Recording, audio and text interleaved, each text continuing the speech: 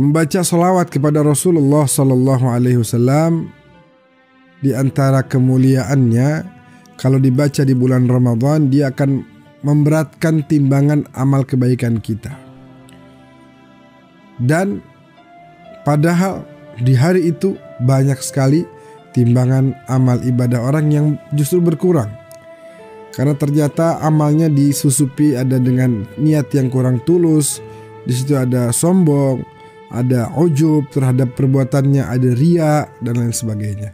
Tapi orang yang membaca salawat kepada Nabi Muhammad di bulan suci Ramadan, membaca dengan tulus, dengan ikhlas, membaca dengan merasakan dalam hatinya tentang makna tauhid kepada Allah dan meyakini betul-betul kenabian Nabi Muhammad SAW, akan menambah berat amal ibadahnya kelak di yaumil qiyamah.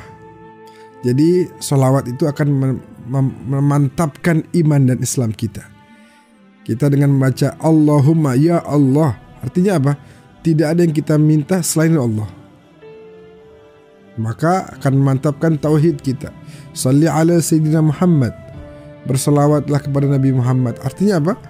Kita minta supaya Nabi kita senantiasa diberikan kebaikan oleh Allah atas kebaikan beliau yang telah menyampaikan ajarannya kepada kita. Wa ala ali Sayyidina Muhammad, dan kepada keluarganya yang senantiasa terus membantu perjuangan dakwah baginda Rasulullah Sallallahu Alaihi Wasallam. Sekali waktu berkaitan dengan selawat ini, salah seorang ulama sedang berceramah menyampaikan mau'izah hasanah tentang fadilah selawat. Kemudian beliau mengatakan di antaranya bahwasanya selawat akan membuat orang kaya menjadi semakin berkah kekayaannya, dan orang miskin akan mendapatkan rezeki minas sama, rezeki dari langit, mendapatkan rezeki dari langit. Orang miskin ada yang mendengar ceramah tersebut, kemudian dengan keyakinan yang penuh dia mulai membaca selawat, terus melantunkan selawat dengan keyakinan bahwa Allah akan mengirimkan rezeki dari langit. Selawat di hari pertama, lanjut di hari kedua, lanjut di hari ketiga. Sekali waktu di hari ketiga itu, saat beliau terus membaca selawat, terus begitu, dalam perjalanan pulang dari tempat orang ini biasa kumpul dengan teman-temannya, saat ingin kembali ke rumah, tersandung oleh satu buah batu yang agak besar, tersandung, dan kemudian membuat batunya juga berpindah karena terkena dengan kaki dari orang tersebut. Kemudian beliau lihat ternyata di bawah batu itu ada satu karung, ada satu bingkisan. Saat dibuka isinya adalah perhiasan, isinya emas, gelang, permata, cincin, kalung, dan lain sebagainya. Kalau kita ada di posisi itu mungkin kita sudah ambil. Tapi dia keyakinannya adalah seperti yang diucapkan oleh Ustadz tadi. Minas sama, dari langit. Ini kan dari tanah. Rezeki saya dari langit. Harusnya dengan sholawat rezeki saya dari langit, bukan dari tanah. Ditaruh lagi, ditutup dengan batu. Kembali ke rumah, cerita sama istrinya. Sampaikan kepada istrinya kisahnya, saya tadi tersandung, lalu pada saat batunya berpindah ada karung, saya buka ada perhiasan yang sangat banyak. Kenapa engkau nggak ambil? Enggak, itu bukan hak saya. Saya tidak boleh ngambil itu. Kenapa? Karena kata Ustadz, kalau orang bersolawat nanti turun rezeki dari langit, bukan dari tanah. Rupanya omongan si suami sama istri tadi didengar oleh tetangganya yang Yahudi. Lagi ngomongin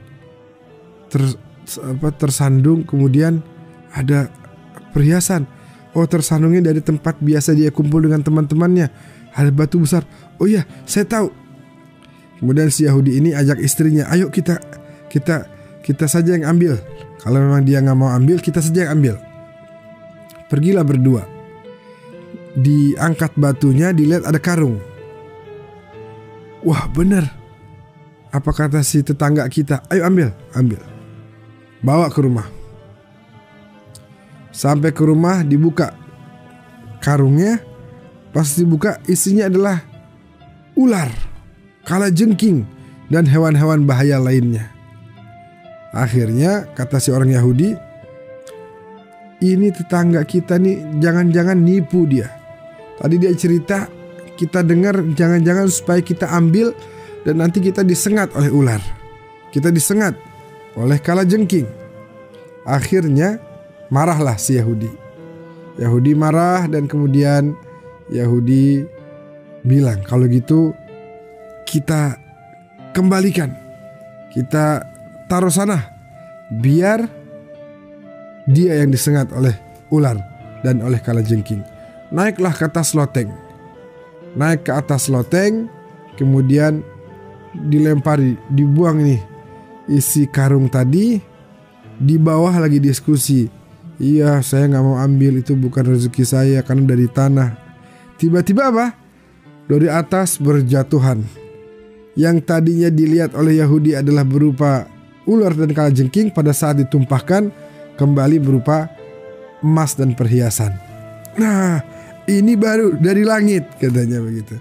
Ini baru rezeki hasil dari selawat kita.